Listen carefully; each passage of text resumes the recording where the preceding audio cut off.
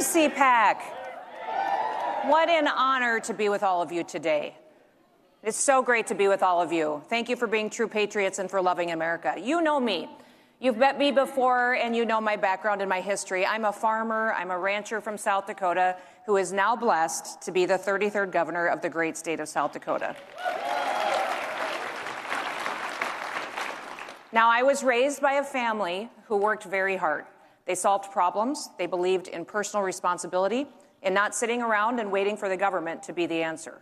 I still love the outdoors. I'm most of the time working in the dirt and being comfortable in my jeans and wearing a ball cap, but as governor, my hours are often filled with something very different these days.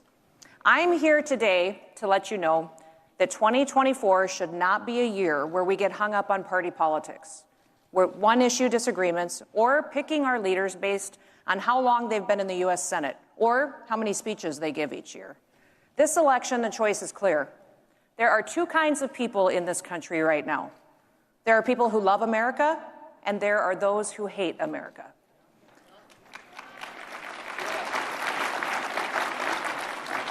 Those who hate America are working every day to destroy it. And let's be clear, Joe Biden is destroying America and taking away your freedoms. We can't just sit around complaining about it anymore. We need to do more. You know, I was recently asked an interesting question by a group that I had the chance to speak to. It was a leadership class, and they asked me a question from the audience and said, Governor Noem, how do you make your hard decisions?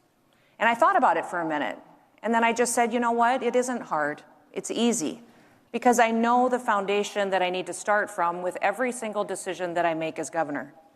I went on to tell them a little bit about how when I first started to run for governor of our state, it was clear that it was going to be a very different race than I had ever run before. It was showing up in my polling that it was going to be an issue that I was a woman. Now, South Dakota had seen women lead before, of course, in business and in our state legislature and in Congress, but we had never had a female governor before. We'd never had a woman as the CEO of our state. It was a new idea. Now, I had spent my entire life in a man's world. I loved my dad. He was my best friend. I spent my days in the tractor, chasing cows, going on hunting trips with him. I was usually one of the very few women driving semis, hauling grain, showing up at farm policy meetings, serving in leadership in our state legislature, and even during my time in Congress, I was one of just a couple of women on the leadership team, making decisions on policy there. It was normal for me to be one of the few women in the room, and it was nothing out of the ordinary. But I remember the day that I was actually being sworn in to office as the first female governor of South Dakota.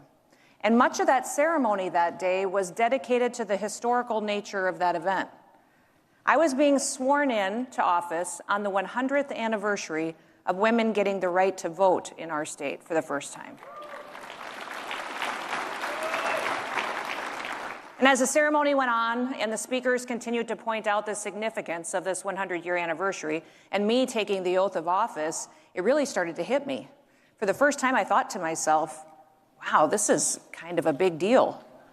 I looked around the Capitol Rotunda and I saw it filled with hundreds and hundreds of people, but for the first time, I started to notice all of the little girls in the room and all the women. And I realized that this really was going to be a part of history. They were getting to see somebody who looked like them take on a very different role. For the first time, I started to get nervous. And I thought to myself, I better not screw this up. As I stepped up to be sworn in by our Chief Justice of our Supreme Court, placed my hand on my dad's Bible, and I raised my right hand, I realized that I was only making two promises to the people of South Dakota. I was promising to uphold the Constitution of the great state of South Dakota and to uphold the Constitution of the United States of America. Two promises. I can do that. So from that moment on, every decision that I make starts with asking the questions, is this constitutional? Do I have this authority as governor? What authority do I not have? What is the responsibility of the people? I think all of you know a little bit about the decisions that I've made as governor of our state. The last several years, we saw government leaders in other states use fear to control people. They used fear to promote their agenda of socialism and control. Now, that has not been our story in South Dakota. They took away, in other places, people's freedom of assembly. They took away their freedom of religion and their freedom of speech. And now They are threatening our state's rights to protect our people. Now, I was the only governor in this country who never once closed a single business.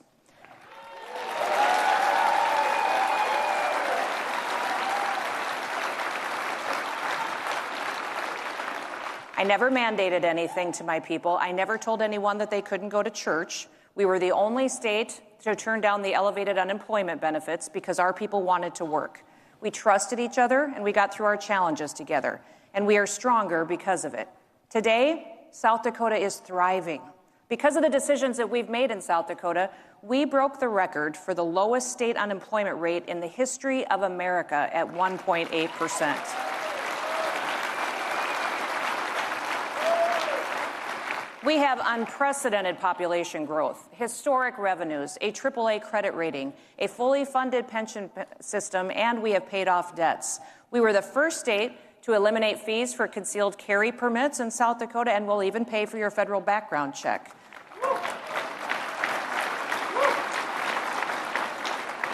When the federal government tried to push the central bank digital currency, we were the first state in the nation to veto that bill and to say, no way, not here.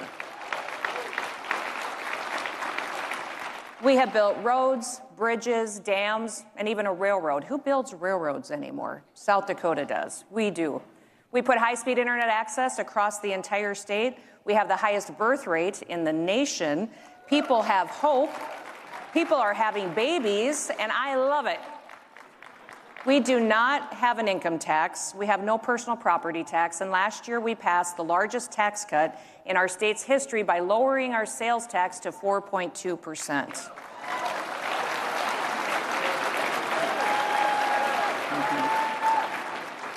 Now, we are one of the few states whose suicide rates and our mental health challenges are going down. And we have the lowest drop in overdoses the last couple of years as well. What does all this say? This says that our people are happier, and they're happier because they're free. Leadership matters. I'm just going to say it. Joe Biden and Kamala Harris, they suck.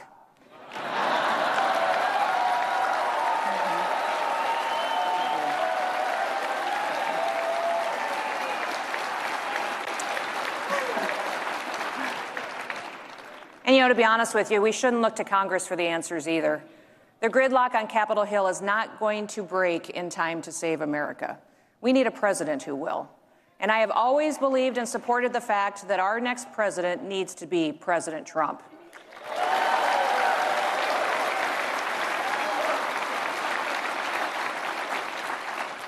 We have incredible threats to our country right now. 2 years ago, I was at the southern border. I was actually the first governor to deploy National Guard troops down to the southern border to protect our country. Now other states are following our lead, and they're sending their National Guard as well. And make no mistake, an invasion of our country is happening, and our border is a war zone. It is the fault of Joe Biden and his violation of federal law. I was alarmed recently to hear Democrats encouraging Biden to federalize the National Guard under Title X in order to take them away from the control of governors and take away my ability to be their commander-in-chief of the National Guard. I recognized immediately the danger in this threat. If the president took that action to remove me as commander-in-chief of my South Dakota National Guard, it would be the first time in American history that a president paid soldiers to stand down, to not protect our country. So I went to the border the very next day. I offered to bring razor wire there so Texas would know that South Dakota stands with them, and I would load it in my truck and bring it. And I wanted them to know that we will defend our state's rights to protect our people and to protect them from a corrupt federal government. When I came home, I gave a joint address to my legislative session, and that very day our state legislature passed a resolution in support of securing our border and standing with Texas. South Dakota was the very first state legislature in this nation to take such an aggressive action, and I am so proud of them for doing that.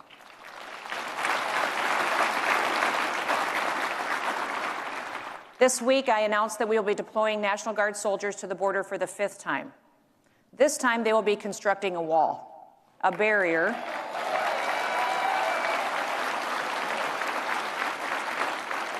a barrier to keep those who want to come to this country illegally out, and to stop them from trafficking drugs, from proliferating the sex trafficking of our women and our children, and to stop the inhumanity of Joe Biden's border policies. Now, we have cartel presence right in our state of South Dakota because of that open border. My people are affected by it every day. I will do all I can in South Dakota to bring back peace and stability where Joe Biden has brought destruction and death. We know that China is taking advantage of the situation, that they're funneling military-aged men into our country, and many dangerous criminals and terrorists from other countries who hate us are making their way here too.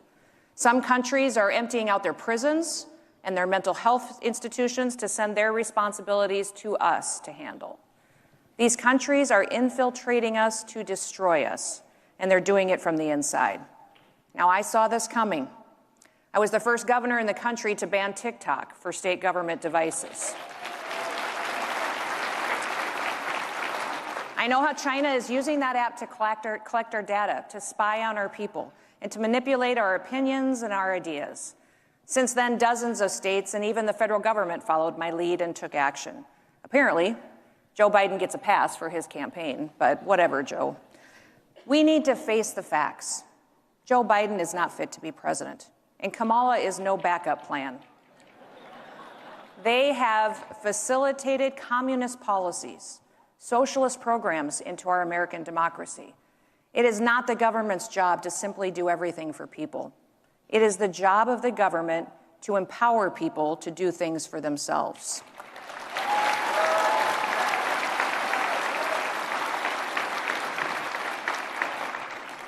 So we have a clear choice. I was one of the first people to endorse Donald J. Trump to be our next president. Last year, when everyone was asking me if I was going to consider running for president, I said no. Why would you run for president if you can't win? I didn't say that to be nice. I said it because it was a fact. No one we knew could beat Donald J. Trump. We've known that for over a year, that he's the only person who had the support to be the Republican nominee.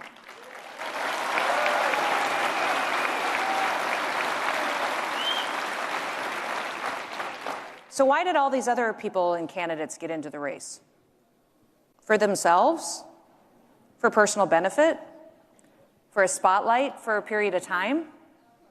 But it did not and it does not strengthen our country if conservatives are not united enough to recognize that we need to win.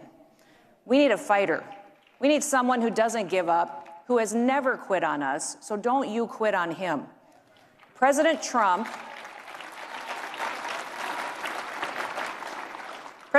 he broke politics in 2016. He just did.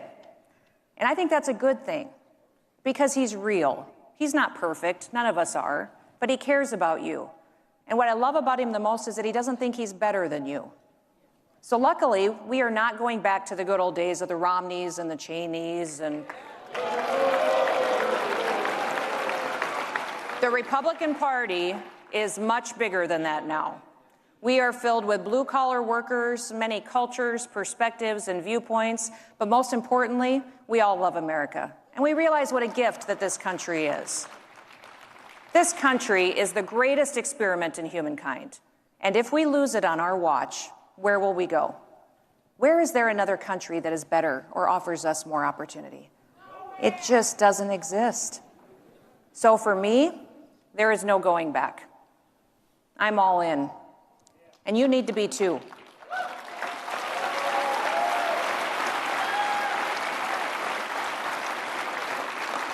We need to look for our leaders outside of the swamp.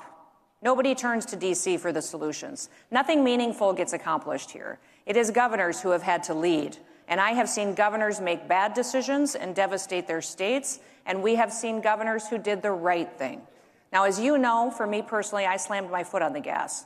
I promoted freedom, personal responsibility, and our Constitution. And today, South Dakotans are happy. They're making more money. They're making decisions for their children's education. They're pursuing the American dream in safe communities. There's a famous quote from Margaret Thatcher where she said, "God needs no faint hearts for his ambassadors." Well, with your help, we can always do more. If America wants to be great again, I'd suggest you take a look at South Dakota and see all that we have achieved, and then vote for President Trump.